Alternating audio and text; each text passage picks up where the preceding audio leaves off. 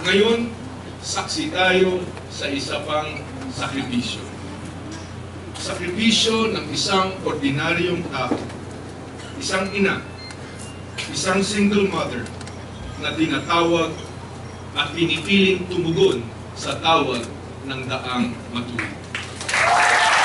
Sakripisyo ng isang pamilya para unahin ang bayan bago ang sarili. Mga kasama, mga kahanay sa daang matuwid, mga boss, buong karangalan kong ipinakikilala sa inyo ang pambato ng daang matuwid sa pang-abisi presidente, Rene Robredo.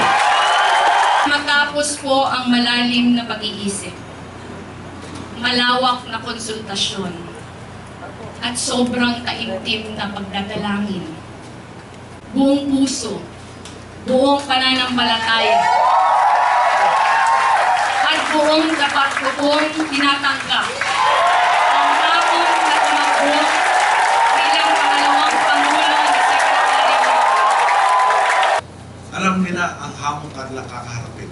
Alam nila kung gaano kasalimuot ang politika at kung gaano kahirap ang mga kailangan gawin upang magtagumpay ang kampanya. Pero pinili nilang gawin ang nararapat. Ngayon, meron tayong Mark, may Lenny pa. Na sigurado magpapatuloy ng daang matuwid kung kaya't sa ako na lalo pa nilang pamibilisin ang ating paghakbang. Mahirap mang isipin.